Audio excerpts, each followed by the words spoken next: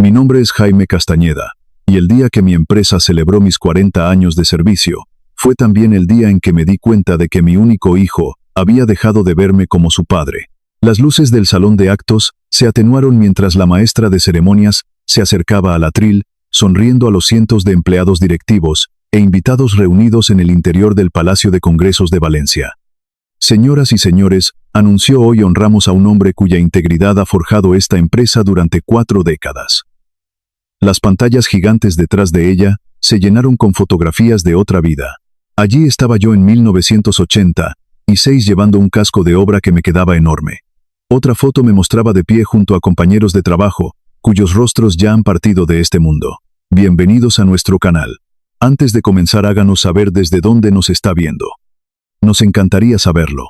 Espero que disfrute escuchando esta interesante historia. Luego pasaron imágenes de las comidas de la empresa, eventos de voluntariado, recaudaciones de fondos para la caridad y fiestas de jubilación, donde yo había estado aplaudiendo a todos los demás. Hoy por fin era mi turno. Los aplausos resonaron por todo el salón. Sonreí cortésmente, pero mis ojos no dejaban de desviarse hacia la primera fila. Una silla permanecía vacía. Tenía una pequeña tarjeta blanca reservada para Rubén Castañeda, mi hijo. La cámara siguió mi mirada. El público siguió a la cámara.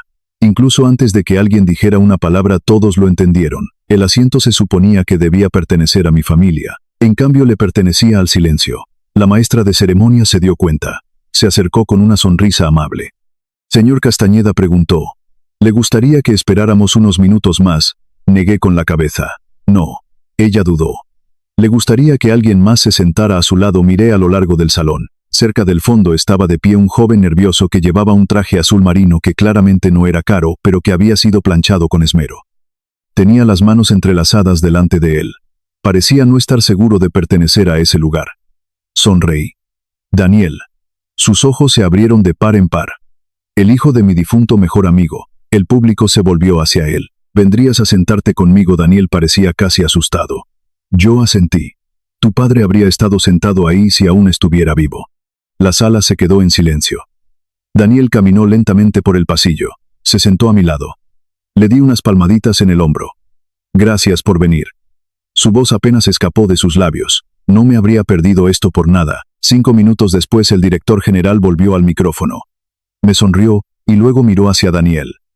Hay una sorpresa final. Fruncí el ceño. Nadie me había hablado de ninguna sorpresa. El director continuó.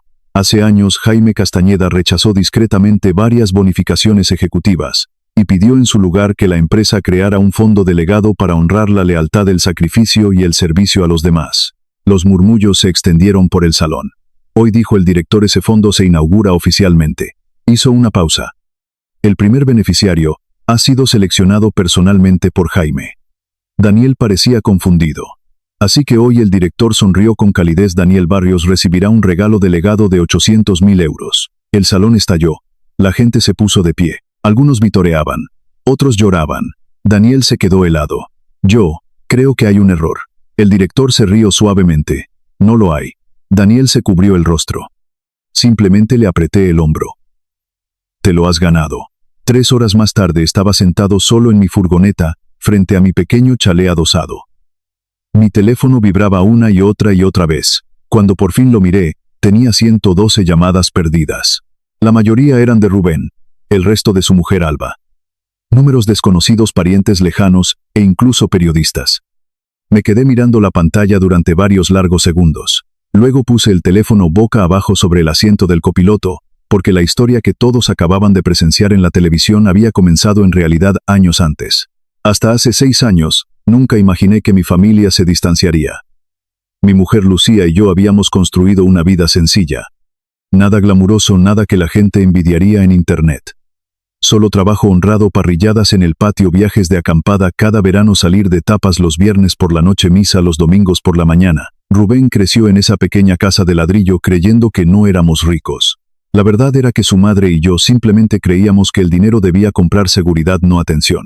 Lucía falleció tras una breve batalla contra el cáncer de páncreas. Rubén tenía 31 años entonces, ya estaba casado, ya estaba construyendo su propia vida. Su muerte cambió algo dentro de nosotros dos. Para mí creó silencio. Para Rubén, creó distancia. Al principio me decía a mí mismo que era normal. La gente está ocupada. Los trabajos se vuelven exigentes. Los matrimonios requieren atención. La vida sigue adelante. Yo lo entendía. De verdad que lo hacía. Nunca esperé visitas semanales. No esperaba cenas familiares cada mes. Solo esperaba que siguiéramos siendo padre e hijo. En cambio, nuestras conversaciones se convirtieron poco a poco en citas programadas. Papá, te puedo llamar luego. Papá, estamos ocupados este fin de semana. Papá, tal vez el mes que viene. Los meses se convirtieron en estaciones. Las estaciones se convirtieron en años. Siempre que Rubén me visitaba, Alba siempre parecía ansiosa por irse. No era maleducada, no abiertamente. Simplemente actuaba como si pasar tiempo conmigo fuera otra obligación encajada entre vacaciones, desayunos tardíos y eventos sociales. Nunca la culpé por completo. El matrimonio cambia las prioridades. Pero en algún punto del camino, mi hijo dejó de tomar decisiones por sí mismo. Si Alba quería algo, eso se convertía también en la opinión de Rubén. Lo noté en los pequeños detalles. Dejó de ir a pescar conmigo, dejó de venir a ver los partidos de la liga, dejó de pedirme consejo. Incluso los cumpleaños se convirtieron en mensajes de texto. Aún así nunca me quejé. Los padres no llevan la cuenta. Al menos los buenos padres no lo hacen. Entonces, unos 3 meses antes de mi ceremonia de jubilación, nuestra empresa anunció algo completamente inesperado. La junta directiva quería homenajear a los empleados con 40 años de servicio continuo. Solo 2 personas cumplían los requisitos. Una se había jubilado discretamente en el extranjero. Eso me dejaba solo a mí. El departamento de comunicaciones quería entrevistas, fotografías antiguas, cobertura televisiva. Nuestro canal de noticias local planeaba transmitir partes de la ceremonia en directo, porque la empresa se había convertido en uno de los mayores empleadores de la comunidad valenciana. Sinceramente, yo habría sido perfectamente feliz con un apretón de manos y un trozo de tarta en la sala de descanso. Pero el director general insistió. Has pasado 40 años cuidando de esta empresa, me dijo. Ahora deja que nosotros cuidemos de ti. Una semana después conduje hasta la casa de Rubén. Me abrió la puerta vestido con ropa de golf. Alba estaba cargando maletas en su todoterreno. ¿Os vais a algún sitio?, pregunté. Fin de semana en los Pirineos. Rubén sonrió. Antes de que te vayas. Le entregué la invitación. La abrió. Sus ojos se abrieron de par en par. Aparentemente van a televisar esto, se rió. Eso es genial, papá. De verdad me gustaría que estuvieras allí. Miró a Alba, luego volvió a mirarme. Por supuesto estaré allí. Me abrazó. No me lo perdería. Le creí cada palabra. Porque no importa la edad que tenga tu hijo, una parte de ti siempre cree en las promesas que hace. No tenía ni idea de que solo 24 horas antes de la ceremonia, mi teléfono sonaría, aparecería el nombre de Rubén, y una simple conversación lo cambiaría todo. El nombre de Rubén permaneció en la pantalla de mi teléfono durante varios segundos antes de que contestara. Yo ya sabía que algo andaba mal. O tal vez debería decir algo, se había vuelto por fin evidente. Hola, papá. Su voz sonaba alegre, demasiado alegre. ¿Va todo bien?, pregunté. Sí, escucha. Alba ha encontrado esta oferta increíble de última hora. No respondí. Es un resort de lujo en Marbella, continuó. Un sitio de 5 estrellas. Nos vamos mañana por la mañana. Mañana por la mañana. La mañana de mi ceremonia. Me apoyé contra la encimera de mi cocina y miré por la ventana. El naranjo que Lucía y yo habíamos plantado 25 años antes se mecía suavemente con la brisa del atardecer. Pensé que tu ceremonia empezaba por la tarde, dijo Rubén rápidamente. Pero ya habíamos reservado los vuelos. Aún no los habéis reservado, respondí en voz baja. Hubo una larga pausa. No, así que aún podrías venir. Otro silencio. Luego escuché la voz de Alba de fondo. Cariño, dile que lo entenderán. Rubén bajó la voz. Papá, los dos hemos estado trabajando muy duro. Alba de verdad necesita estas vacaciones. Yo sonreí aunque nadie pudiera verlo. Entiendo que lo necesitáis. Sí. Lo celebraremos la semana que viene. Te llevaré a algún sitio agradable. Me parece bien. No estás molesto. No, de verdad. Tengo 70 años, Rubén. Él se rió con nerviosismo. Supongo que has aprendido a no preocuparte por las cosas pequeñas. Si él supiera.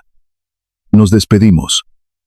La casa volvió a quedarse en silencio. Me quedé allí de pie sosteniendo el teléfono mucho después de que la llamada hubiera terminado. Lucía solía decirme algo siempre, que Rubén nos decepcionaba cuando era adolescente. No reacciones mientras estés herido. Espera hasta que estés pensando con claridad. Ella siempre fue más sabia que yo. Así que no devolví la llamada a Rubén. No le envié un mensaje de texto lleno de culpa. No le dije cuánto me dolería su ausencia. En cambio abrí mis contactos, y me desplacé hasta otro nombre: Daniel Barrios. Daniel contestó a segundo tono: Señor Castañeda, espero no estar interrumpiendo la cena. En absoluto. Tengo un favor que pedirte. Lo que sea. No hubo ni un segundo de vacilación. Solo eso hizo que se me hiciera un nudo en la garganta. Mi empresa celebra una ceremonia mañana. Recuerdo que lo mencionó. Mi hijo no va a venir. Daniel se quedó callado. Lo siento. Me gustaría que alguien se sentara a mi lado. Otra pausa. Luego dijo en voz baja: ¿Quiere que yo esté allí? Sí. Sería un honor para mí. Sin preguntas, sin excusas, sin revisar su agenda, sin preguntar qué ganaba él con eso. Solo sería un honor para mí. Sonreí por primera vez en toda la noche. Tu padre habría estado orgulloso de ti. Su voz se quebró. Eso espero. Conocí a Daniel por primera vez hacía casi 30 años. Por aquel entonces solo era un niño delgadito que corría en bicicleta por la acera de nuestro barrio, mientras su padre Miguel Barrios preparaba la paella en el patio. Miguel no era solo mi compañero de trabajo. Era mi hermano en todos los sentidos excepto en la sangre. Empezamos en Sistemas Industriales Ibera con solo 6 meses de diferencia. La misma planta de la fábrica, los mismos supervisores imposibles, las mismas horas extras obligatorias. Compramos nuestras primeras casas con 1 año de diferencia. Nuestras mujeres se hicieron mejores amigas. Nuestros hijos crecieron jugando al fútbol juntos. Algunos de mis recuerdos más felices implicaban a Miguel, riéndose tan fuerte que no podía terminar de contar un chiste. Tenía esa risa profunda que hacía que todos los demás también se rieran. El tipo de hombre que nunca entraba en una habitación sin hacerla más brillante. Luego vino la explosión. Ocurrió durante un corte de mantenimiento, una válvula de presión defectuosa, el lugar equivocado, el momento equivocado. Todo ocurrió en cuestión de segundos. El metal chirrió, el vapor llenó la sala. Yo no podía ver, algo pesado se estrelló a mi lado, luego otro. Recuerdo haber caído, recuerdo haberme dicho: se acabó. Pero Miguel no corrió hacia la salida. Corrió hacia mí. Me arrastró por el suelo de hormigón mientras las alarmas resonaban por el edificio. Más tarde los médicos me dijeron que 30 segundos más dentro de esa sala me habrían matado. Miguel nunca habló de ello después. Siempre que alguien le llamaba héroe él se encogía de hombros. Tú habrías hecho lo mismo, tal vez lo habría hecho, tal vez no. Nunca lo sabré porque nunca me dio la oportunidad. Años más tarde el cáncer hizo lo que esa explosión no pudo.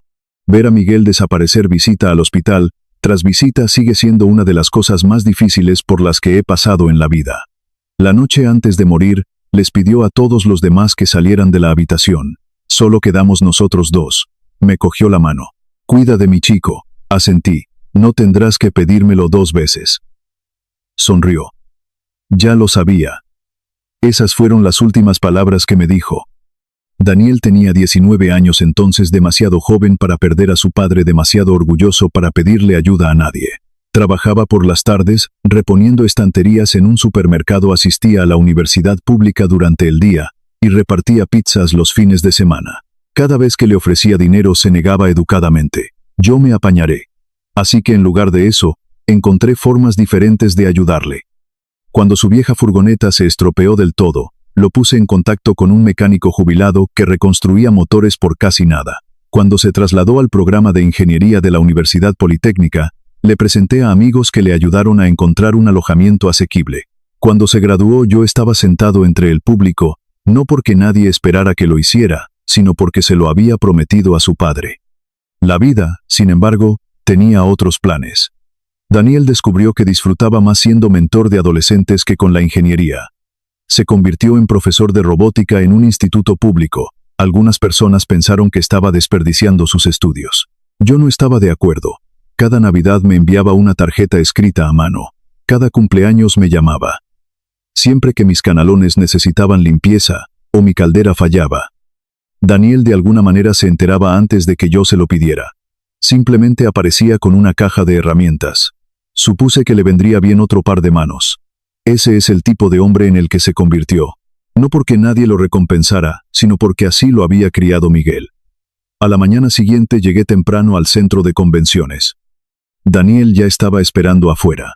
Llevaba un traje azul marino que obviamente había visto varias bodas y funerales, y sin embargo, se mantenía más erguido que muchos de los directivos que cruzaban esas puertas. "Te has arreglado bastante bien", le bromeé.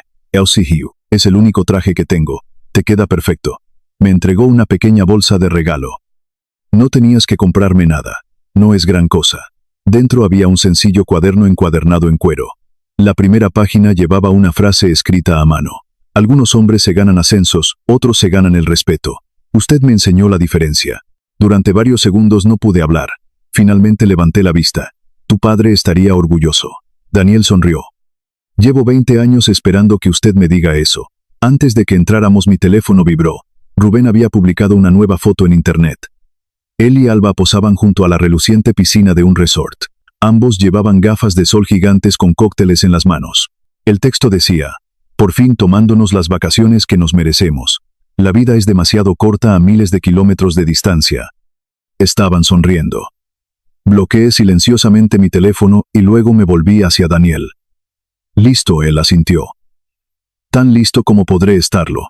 Ninguno de los dos sabía que en las siguientes 2 horas todo el país que estaba viendo aquella retransmisión sería testigo de una sorpresa que ninguno de nosotros había esperado. El salón parecía aún más grande una vez que cada asiento se hubo llenado. Más de 400 personas se habían reunido aquella tarde. Directivos, trabajadores de la fábrica, personal de oficina, empleados jubilados, líderes de la comunidad, varios periodistas locales. 2 cámaras de televisión grababan en silencio cerca del escenario, mientras los técnicos susurraban a través de sus auriculares. Todo parecía pulido, profesional, mucho más elaborado de lo que jamás había esperado. Daniel y yo nos sentamos juntos en la primera fila. Él no dejaba de mirar a su alrededor como si temiera que alguien se diera cuenta de que no encajaba allí. Me incliné hacia él. Relájate. Lo intento. Parece que estás a punto de hacer un examen final. Se rió. He hablado delante de clases llenas de adolescentes. De alguna manera, esto da más miedo. Créeme, le dije. Los adolescentes son más duros. Eso por fin le hizo sonreír. A unos cuantos asientos de distancia, estaban los miembros de nuestro consejo de administración. La mayoría de ellos habían trabajado conmigo durante décadas. Varios me dedicaron breves saludos con la cabeza. Otros se acercaron para estrecharme la mano. Uno por uno me dieron las gracias por mis años de servicio. Pero cada pocos minutos los ojos de alguien se desviaban hacia la silla vacía, que originalmente había sido reservada para Rubén. Nadie preguntó dónde estaba. Nadie tenía que hacerlo. El asiento vacío hablaba lo suficientemente alto. A las 2 en punto las luces se atenuaron. El público se calló. Un video comenzó a reproducirse en 3 pantallas enormes. Allí estaba yo con 27 años, con el pelo tan espeso, que apenas me reconocía de pie, junto a la primera línea de producción, que jamás había supervisado. Apareció otra fotografía. Lucía y yo en la cena de Navidad de la empresa en 1991. Ella llevaba un vestido rojo que había comprado en rebajas, porque estábamos ahorrando cada euro para el futuro fondo universitario de Rubén. Sonreí ante el recuerdo. Estaba preciosa. La siguiente foto mostraba al propio Rubén de 7 años con un casco de obra que le venía grande durante el Día de la Familia. Él había insistido en que quería trabajar con papá algún día. El pecho se me encogió. Es curioso cómo cambia la vida. El público aplaudía a medida que cada década pasaba por la pantalla. 40 años. Parecía tan sencillo al estar comprimido en una presentación de 5 minutos. Solo yo sabía cuántos fines de semana perdidos, cuántos turnos de noche, cuántos cumpleaños celebrados tarde, cuántos sacrificios habían llenado en silencio los espacios entre aquellas fotografías. La presentadora volvió a subir al escenario. Jaime Castañeda se ha convertido en algo más que un empleado. Ella sonrió con calidez. Se convirtió en el estándar que el resto de nosotros hemos intentado seguir. Más aplausos. Luego invitó a nuestro director general Ricardo Herrero al atril. Ricardo no era un hombre de negocios ostentoso. Había empezado barriendo los suelos del almacén mientras estudiaba en la universidad. Con el tiempo se convirtió en presidente de la empresa. Una de las razones por las que siempre nos habíamos respetado mutuamente era porque ninguno de los dos olvidó jamás dónde habíamos empezado. Ajustó el micrófono. He pasado 31 años trabajando junto a Jaime. Miró hacia mí. En todos esos años, nunca he dudado ni una sola vez de si él haría lo correcto. Hizo una pausa. A veces hacer lo correcto le costó ascensos. El público parecía sorprendido. Ricardo continuó. Rechazó oportunidades ejecutivas porque habrían requerido trasladar a su familia al otro lado del país. Sonreí. Eso era cierto. Lucía nunca quiso dejar Valencia. Ni tampoco Rubén, así que yo tampoco. Ricardo asintió hacia el público. También rechazó bonificaciones por rendimiento en múltiples ocasiones. Ahora fruncí ligeramente el ceño. No habíamos hablado de eso. Se suponía que no debía mencionarlo. Ricardo sonrió como si estuviera leyendo mis pensamientos. Sé que Jaime odia ser el centro de atención. Las risas ondularon por el salón. Pero hoy no se trata de lo que a él le haga sentir cómodo. Se trata de decir la verdad. Un directivo tras otro compartieron historias. Un supervisor de mantenimiento describió cómo yo me había quedado a pasar la noche durante un fuerte temporal, porque varios empleados más jóvenes no podían conducir seguros a casa. Una recepcionista les contó a todos cómo yo había pagado en secreto el equipo médico de su marido tras su ictus. Yo tampoco me esperaba esas historias. Sinceramente, yo mismo había olvidado algunas de ellas, porque cuando ayudas a alguien normalmente no llevas la cuenta. Simplemente sigues adelante. Entonces Ricardo me invitó a subir al escenario. Los aplausos duraron casi un minuto completo. Estar de pie bajo aquellas luces brillantes me resultaba extrañamente incómodo. Habría preferido arreglar maquinaria u organizar el inventario, cualquier cosa, menos convertirme en el centro de atención. Ricardo me entregó el premio al legado de toda una vida, una pesada escultura de cristal grabada con mi nombre. 40 años. De repente parecía real. Me estrechó la mano. Te has ganado cada día de ellos. Luego regresó la maestra de ceremonias. Jaime. Ella sonrió. Hemos notado que alguien se sienta a su lado hoy. La pantalla gigante mostró a Daniel. Sus ojos se abrieron como platos. El público aplaudió cortésmente. ¿Nos contaría algo sobre él? Miré hacia Daniel. Parecía como si quisiera que el suelo se abriera bajo él. Me acerqué un poco más al micrófono. Su nombre es Daniel Barrios. Mi mejor amigo Miguel Barrios trabajó a mi lado durante casi 30 años. Varios empleados jubilados sonrieron de inmediato. Muchos recordaban a Miguel.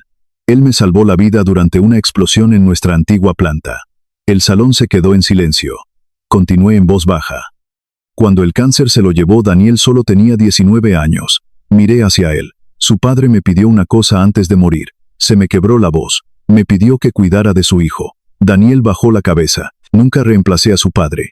No podía, pero lo he visto convertirse en el tipo de hombre que todo padre espera criar. El público aplaudió. Daniel se secó los ojos. Luego añadí una última frase. Si alguien merecía sentarse en el asiento de mi hijo hoy. Le sonreí. Era Daniel. La sala entera se puso en pie. Otra gran ovación, más larga, esta vez más fuerte, más emotiva. Vi a gente secándose las lágrimas, incluidos varios directivos. Justo cuando creía que la ceremonia había llegado a su fin, Ricardo volvió a acercarse al micrófono. En realidad sonrió. Tenemos una sorpresa final. Lo miré confundido. Esto no había sido ensayado. Ricardo buscó en una carpeta. Hace unos 12 años, Jaime Castañeda se acercó a la directiva con una petición inusual. Miró alrededor del salón. En lugar de aceptar futuras bonificaciones de retención para ejecutivos, nos pidió que invirtiéramos esos fondos en algo que le sobreviviera. El público se inclinó hacia adelante. Lo llamó el Fondo de Gratitud del Legado. Ricardo sonrió. Sus palabras exactas fueron: abrió la carpeta y leyó de una carta que yo había olvidado por completo haber escrito años atrás. El dinero desaparece. El carácter no. Ayuda a una buena persona, y ella se pasará toda una vida ayudando a los demás. La sala se quedó perfectamente inmóvil. Ricardo dobló la carta. Durante años este fondo creció en silencio. Contribuciones adicionales de la empresa, rendimientos de inversiones, donaciones privadas de ejecutivos jubilados. Hoy hizo una pausa dramática. Ha alcanzado los 800.000 euros. Los jadeos llenaron el salón. Lo miré fijamente. Ni siquiera yo conocía la cantidad final. Ricardo sonrió. El acuerdo le daba a Jaime un privilegio. Solo él elegiría al primer beneficiario de todos. Todas las cámaras se volvieron hacia mí. Ricardo miró directamente a Daniel. Daniel Barrios. Daniel parecía completamente congelado. Por favor, acompáñanos en el escenario. Se levantó lentamente con las rodillas temblándole de forma visible. Cuando nos alcanzó Ricardo, le tendió la mano. En nombre de Sistemas Industriales, Ibera nos honra presentarte el primer premio de gratitud al legado. 800.000 euros. Daniel simplemente se quedó mirando. Su voz desapareció. No puedo aceptar esto. Ricardo sonrió con dulzura. Ya lo has hecho. Daniel me miró con los ojos llenos de lágrimas. ¿Por qué puse la mano en su hombro? Porque tu padre me salvó la vida una vez. Sonreí a través de mis propias lágrimas. Y porque has pasado los últimos 20 años honrando la suya. El público se levantó de nuevo. Esta vez los aplausos parecían interminables. No tenía ni idea de que en algún lugar de Andalucía Rubén y Alba acababan de ver cada segundo de aquello en directo por televisión. No me marché del salón de inmediato. Después de que los aplausos por fin se desvanecieron, docenas de personas nos rodearon a Daniel y a mí. Los empleados junto a los que había trabajado durante años querían fotos. Los jubilados me abrazaban. Antiguos supervisores hombres que alguna vez me habían aterrorizado cuando era un joven mecánico, hacían cola solo para estrecharme la mano una última vez. Nunca he visto una ceremonia como esta, dijo una mujer de recursos humanos. Otro empleado se rió. Creo que la mitad del público lloró. Sonreí cortésmente. No tenía planeado nada de eso. Te creo, respondió ella. Por eso a todo el mundo le encantó. Daniel seguía pareciendo completamente abrumado. Cada pocos minutos susurraba la misma frase. Todavía no me lo puedo creer. Por fin le aparté a un lado. Escúchame. Me miró con los ojos llorosos. Ese dinero no es una recompensa por una tarde. ¿Qué quiere decir? Es un reconocimiento al hombre en que has pasado 20 años convirtiéndote. Negó con la cabeza. Ni siquiera sé cómo darle las gracias. Ya lo has hecho. ¿Cómo apareciste? Él pareció confundido. Sonreí. A veces ese es el regalo más grande que alguien puede dar. Unos 20 minutos después, Ricardo se acercó llevando 2 tazas de café. Me tendió una. ¿Estás bien? Creo que sí. Él se rió. Te conozco desde hace mucho tiempo, demasiado tiempo. Has estado intentando con todas tus fuerzas no pensar en tu hijo, suspiré. Tan obvio soy solo para los viejos amigos. Nos quedamos callados cerca de una de las ventanas del salón que daba al centro de Valencia. Finalmente Ricardo preguntó, ¿quieres que haga que nuestro departamento de medios elimine cualquier mención a Rubén? Lo pensé. La retransmisión televisiva había mostrado claramente el asiento vacío. La gente haría preguntas. A los periodistas les encantan las historias que se escriben solas. Un padre anciano, un hijo ausente, una herencia sorpresa. Estaba prácticamente diseñado para las redes sociales. No respondí finalmente. ¿Estás seguro? No quiero que nadie le ataque. Ricardo asintió. Pero tampoco quieres que ocultemos la verdad. Exacto. Puso una mano en mi hombro. Eres un padre mejor de lo que la mayoría de los hombres habrían sido. No estaba seguro de que eso fuera cierto. Los buenos padres no siempre crían a buenos hijos. A veces simplemente siguen amándolos de todos modos. Daniel insistió en conducir detrás de mí, para asegurarse de que llegara a casa a salvo. Se rió cuando protesté. Ha cuidado de mí durante 20 años. Déjeme devolverle el favor por una tarde. Condujimos hacia el norte entre el tráfico de la tarde. Cuando llegué a mi pequeño chalet aparcó detrás de mí. Nos quedamos en el camino de entrada hablando durante casi media hora. ¿Qué vas a hacer?, le pregunté. ¿Sobre qué? El dinero se quedó mirando al suelo. Sinceramente no he pensado tan a largo plazo. Me imaginaba que ya tendrías una lista. Sonrió. Mis alumnos. No me sorprendió. Nuestro programa de robótica apenas sobrevive cada año. Perdemos chicos porque las familias no pueden permitirse el equipo. Hizo una pausa. Quiero que cada niño al que le apasione la ingeniería tenga una oportunidad. Luego se rió. Y tal vez sustituir mi furgoneta de hace 15 años. Me preguntaba cuánto tardarías en admitirlo. Sonrió de oreja a oreja. Está haciendo unos ruidos muy preocupantes. ¿Te has ganado una furgoneta más nueva? No. Me miró seriamente. Mi padre se ganó eso. Esas palabras me golpearon más fuerte de lo que esperaba. Miguel habría sonreído al oír a su hijo decirlas. Después de que Daniel por fin se fue, entré en mi casa. El silencio me resultaba familiar. Me aflojé la corbata, colgué mi chaqueta del traje en el armario, coloqué con cuidado el premio de cristal sobre la repisa de la chimenea junto a la fotografía de Lucía. Miré su rostro sonriente. ¿Te habría gustado el día de hoy? Por un momento casi pude oírla responder. Entonces mi teléfono empezó a vibrar sobre la mesa de la cocina. Una vez, 2 veces, otra vez. Otra vez, otra vez. Fruncí el ceño. Número desconocido. Lo ignoré. Otra llamada. Rubén. Esa también la ignoré. Luego Alba. Luego Rubén otra vez. El teléfono no dejaba de sonar. Finalmente lo cogí. La pantalla de notificaciones parecía interminable. Llamada perdida. Llamada perdida. Buzón de voz. Mensaje de texto. Otro buzón de voz. Cuando por fin llegué arriba las conté. 112 llamadas perdidas. Me quedé mirando el número. Entonces mi teléfono volvió a sonar. Rubén. Esta vez contesté. Hola, hijo. Su respiración sonaba acelerada, casi con pánico. Papá. Sí. ¿Por qué no me lo dijiste? Miré a mi alrededor en mi tranquila cocina. Decirte el qué, lo del dinero o los 800.000 euros, sí, tú lo sabías. Sabía que habría un regalo. Nunca me lo dijiste. Tú nunca preguntaste. Silencio. Luego, Papá, Alba y yo vamos conduciendo hacia el aeropuerto. Pensé que estabais disfrutando de vuestras vacaciones. Nos vamos. No hay necesidad. Papá, ya has gastado dinero en los vuelos. Esto no se trata de las vacaciones. ¿De qué se trata entonces? Él dudó. Yo.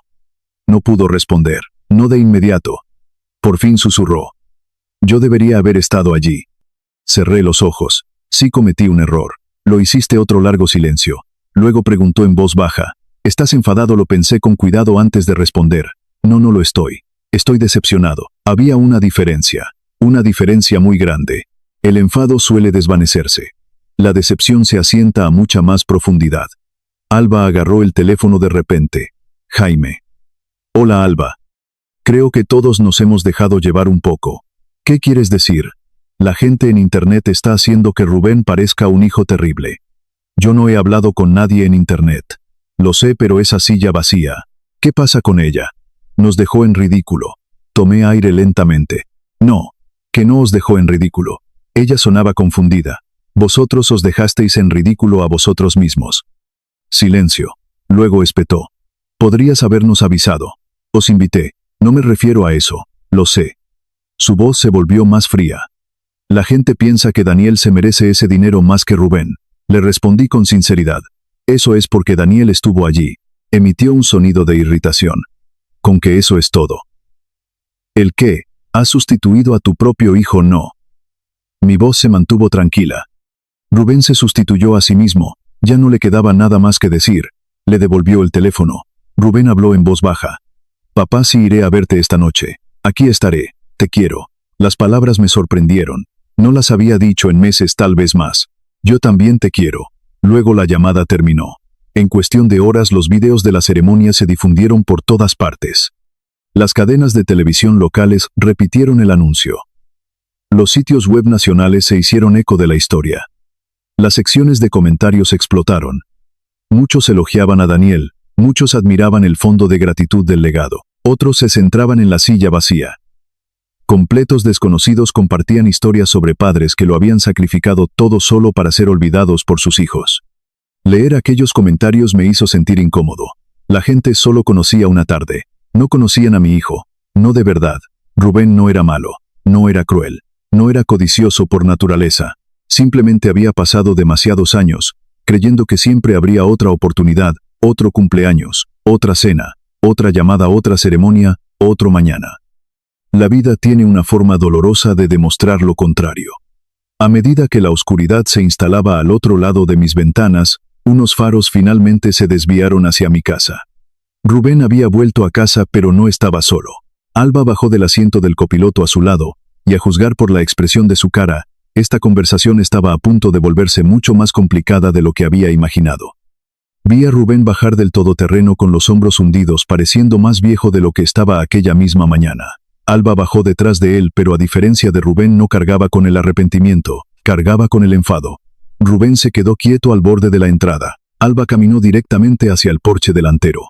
Jaime llamó antes de que yo siquiera abriera la puerta mosquitera. Tenemos que hablar. Quité el seguro a la puerta. Será mejor que paséis. Ninguno de los dos habló mientras entraban en la casa. Alba miró alrededor de mi sala de estar como si nunca la hubiera visto de verdad. El mismo sillón reclinable de cuero desgastado, la misma chimenea de ladrillo. La colcha favorita de Lucía doblada ordenadamente sobre el sofá, las fotografías familiares que cubrían una pared. Rubén se quedó mirando esas fotos durante un largo rato. Ahí estaba él a los 6 años sosteniendo con orgullo su primer trofeo de fútbol. Ahí estaba a los 16 después de sacarse el carné de conducir. Ahí estábamos juntos el día de su graduación en la universidad. Su madre estaba de pie entre nosotros sonriendo con tanto brillo que todavía dolía mirarla. Rubén tragó saliva. Hacía tiempo que no venía por aquí. No respondí en voz baja. No habías venido. El silencio se instaló en la habitación. Finalmente Alba lo rompió. Diré lo que ambos estamos pensando. Rubén la miró. Alba no. Ella se cruzó de brazos. 800.000 euros. Conociste a Daniel durante años. Al menos podrías haber mencionado algo. Serví 3 vasos de té helado y los puse sobre la mesa de centro. Nadie tocó el suyo. Yo no conocía la cantidad. Sabías que había dinero. Sabía que habría un regalo. Se inclinó hacia adelante. Y elegiste al hijo de otra persona. La miré a los ojos. Elegí a alguien que apareció. Rubén cerró los ojos. Papá. Alba se volvió hacia él. No te quedes ahí sentado. Debería habérnoslo dicho. Rubén parecía exhausto. Alba nos dejó en ridículo frente a todo el país. No, Rubén negó con la cabeza lentamente. Nos dejamos en ridículo a nosotros mismos. Ella lo miró fijamente. Que él nos invitó. Nosotros dijimos que no. Su rostro se endureció. Así que ahora te pones de su lado. Me pongo del lado de la verdad. La sala se quedó en silencio. Por primera vez desde que había entrado Alba, no tuvo una respuesta inmediata. Rubén por fin me miró. Te debo una disculpa. Asentí. Me la debes. Lo siento. Te creo. Pareció sorprendido. ¿Me crees? Creo que lo sientes. Hice una pausa. Solo que no sé de qué lo sientes. Frunció el ceño. ¿Qué quieres decir? ¿Lo sientes porque me hiciste daño, o porque todos los demás vieron cómo sucedía? No respondió. No porque fuera terco, sino porque sinceramente no lo sabía. Me puse de pie y caminé por el pasillo hacia la habitación de invitados. Cuando regresé, llevaba 3 viejas cajas de almacenamiento. Rubén las reconoció de inmediato. No he visto eso desde mamá. Su voz se apagó. Dejé las cajas sobre la mesa de centro. Ábrelas. Levantó despacio la tapa de la primera. Dentro había carpetas, recibos, sobres, viejos, notas escritas a mano. ¿Qué es todo esto nuestra vida? Cogió un recibo de matrícula descolorido de la Universidad Politécnica. En la parte superior aparecía su nombre. El saldo estaba marcado como pagado en su totalidad. Otro sobre contenía cheques cancelados. Uno tras otro, semestre tras semestre, libros, alojamiento, planes de comida. Rubén parecía confundido. Pensé que las becas cubrían la mayor parte de esto. Cubrían una parte. Nunca lo supe. No se suponía que debía saberlo. Rebuscó más hondo en la caja. Había documentos de la hipoteca, el pago inicial de su primera casa, el préstamo que yo había avalado discretamente antes de quitar mi firma 2 años después. Había facturas de su boda, del fotógrafo, de la floristería, del salón de banquetes. Rubén se quedó mirando un recibo.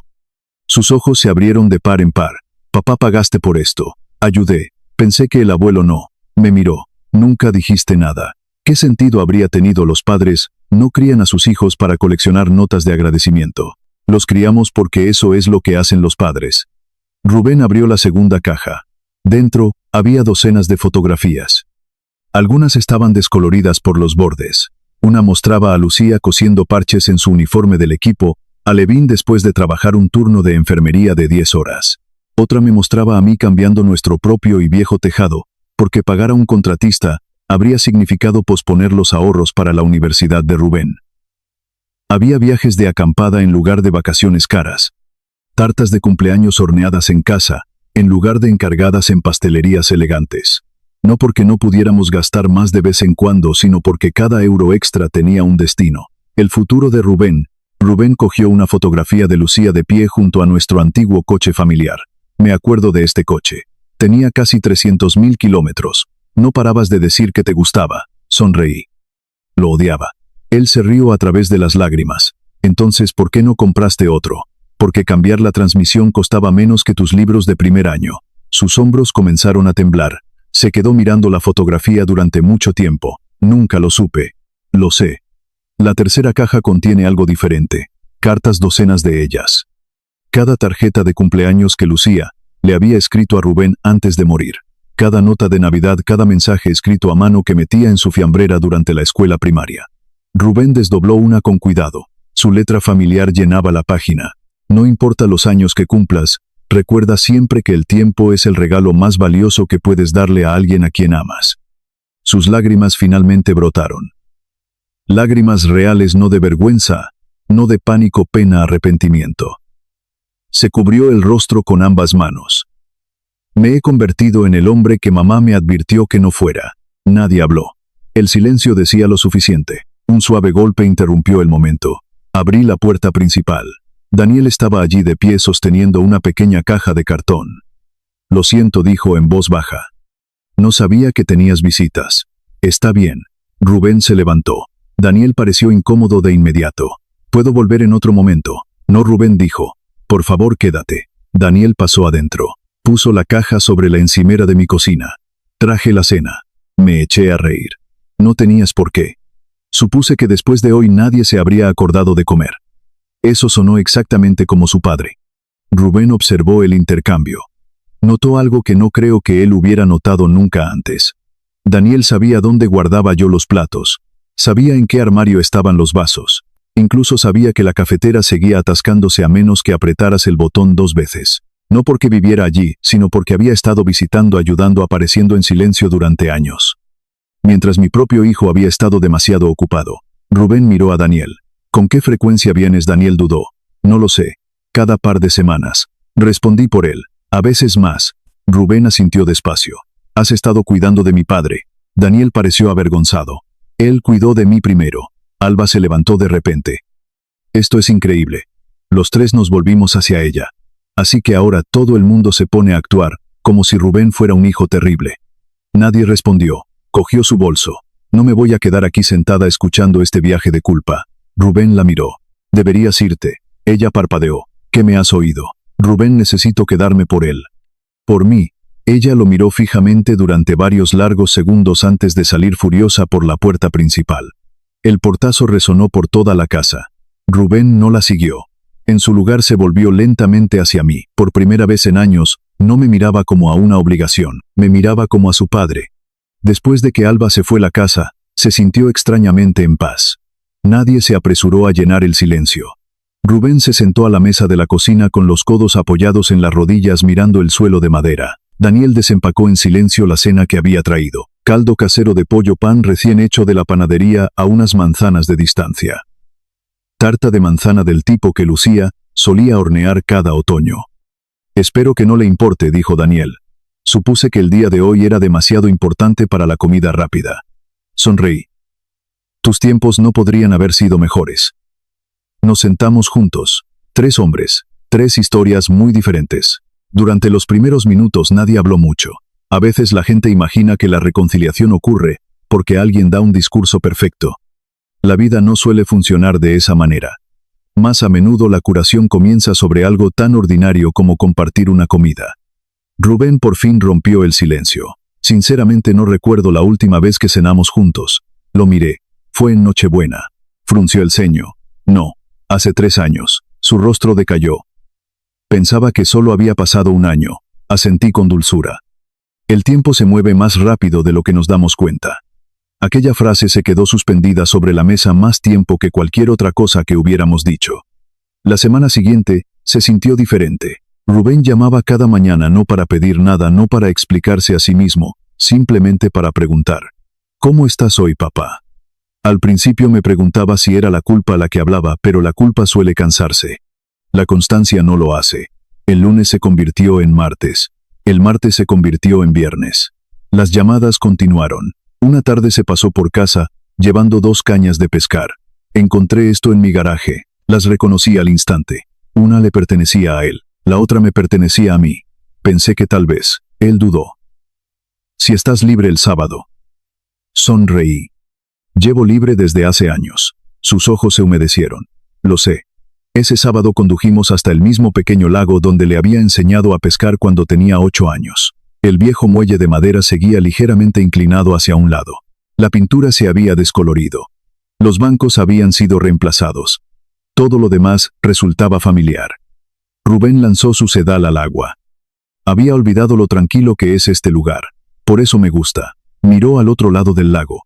Solía pensar que el éxito significaba tener la casa más grande, las mejores vacaciones, el coche más nuevo. Se rió suavemente. Pasé tanto tiempo persiguiendo cosas que me olvidé de hacer tiempo para las personas. No lo interrumpí. Necesitaba escucharse a sí mismo decirlo. Toda mi vida has aparecido. Me miró y yo dejé de aparecer para ti. Asentí. Sí, me avergüenzo de eso. Sé que no estás haciendo esto fácil. No, sonreí con amabilidad. El perdón no es difícil, la confianza lo es. Él aceptó eso sin discutir. Solo eso ya me dijo que estaba cambiando.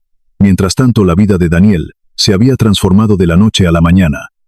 Las cadenas de noticias siguieron compartiendo la historia del fondo de gratitud del legado. Padres escribían cartas agradeciéndole por convertirse en profesor. Antiguos alumnos publicaban mensajes en Internet, describiendo cómo él les había inspirado a estudiar ingeniería. En lugar de desaparecer de la atención del público, Daniel lo usó para algo significativo. Anunció que casi la mitad del premio establecería becas para estudiantes interesados en la ingeniería robótica y oficios técnicos. No estaría aquí de pie, dijo a los periodistas durante una entrevista, si alguien no hubiera creído en mí mucho antes de que yo creyera en mí mismo. Nunca mencionó mi nombre a menos que alguien se lo preguntara. Eso era típico de Daniel. Siempre redirigía los elogios hacia otra persona. Un mes después, nos invitó a Rubén y a mí a visitar su clase. Adolescentes se aglomeraban alrededor de robots, sin terminar pantallas de ordenador y bancos de herramientas. Una joven niña se acercó tímidamente. El señor Barrios dice usted es la razón por la que tenemos equipo nuevo. Me eché a reír. No, señalé hacia Daniel. Él es la razón. Ella sonrió. Él dice que usted le enseñó la generosidad. Daniel la escuchó. Me miró desde el otro lado del aula. Ninguno de los dos dijo nada. No tuvimos que hacerlo. Miguel lo habría entendido. Rubén empezó a venir a casa todos los domingos. A veces veíamos el fútbol. A veces trabajábamos en el jardín. A veces simplemente bebíamos café en el porche trasero. Nunca actuó como si una disculpa hubiera borrado años de distancia. En lugar de eso hizo algo mucho más difícil. Siguió apareciendo. Una tarde trajo una pequeña caja de herramientas. ¿Qué estamos arreglando?, pregunté. La valla. No está rota, sonrió. Lo sé. Solo quería una excusa para pasar el día contigo. Me reí más fuerte de lo que lo había hecho en meses. Por fin suenas como mi hijo de nuevo. Alba nunca regresó. Ella y Rubén se separaron discretamente unas semanas más tarde.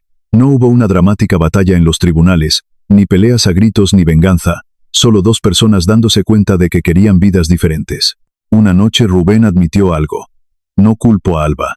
Lo miré. Tomé mis propias decisiones. Seguí eligiendo la comodidad. Seguí asumiendo que tú siempre lo entenderías. Negó con la cabeza.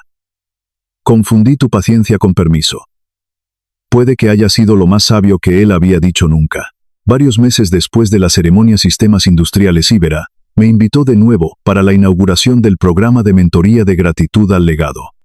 La empresa había decidido expandir el fondo original a un programa anual que emparejaría a empleados experimentados con jóvenes que se iniciaban en oficios técnicos y carreras de ingeniería. Ricardo sonrió mientras daba la bienvenida a todos. Todo esto empezó porque un hombre creyó que el carácter debía sobrevivir a un cheque de pago. Esta vez cuando entré en el auditorio el asiento de la primera fila a mi lado no estaba vacío. Rubén ya estaba sentado allí. Se puso de pie en cuanto me vio. Quería asegurarme de llegar temprano. Ciertamente lo hiciste. No me iba a perder esta. Sonrió con timidez. Por nada del mundo. Daniel se sentó a mi otro lado. Miré a los dos jóvenes a mi lado. Uno conectado por la sangre, el otro conectado por una promesa. Me di cuenta de algo entonces. La familia no se debilita por la gratitud. Se fortalece con ella. La ceremonia en sí no fue ni de lejos tan emotiva como la primera. No hubo regalo sorpresa. Sin cámaras de televisión enfocadas en una silla vacía. Sin anuncios impactantes, solo docenas de jóvenes aprendices conociendo a mentores que se preocupaban genuinamente por su futuro. Y sinceramente eso importaba mucho más de lo que los titulares jamás podrían. Mientras caminábamos hacia el aparcamiento después, Rubén se detuvo junto a mi furgoneta. Papá, sí. Gracias. ¿Por qué? Por amarme. Incluso cuando lo hice difícil puse una mano sobre su hombro. Ser tu padre nunca fue la parte difícil. Que lo fue esperar a que encontraras tu camino a casa. Me rodeó con sus brazos. El tipo de abrazo que dura lo suficiente para decir todo lo que las palabras no pueden. Por primera vez en años sentí que mi familia volvía a estar entera de nuevo. No porque el dinero hubiera cambiado a alguien. El dinero no había reparado ni una sola relación. Las decisiones lo hicieron, el tiempo lo hizo, la humildad lo hizo y el amor. El tipo de amor tranquilo y terco que se niega a desaparecer y que finalmente había sido recibido con gratitud. Si esta historia le recordó a alguien que se sacrificó silenciosamente por su familia, no espere a una ocasión especial para decirle lo que significa para usted.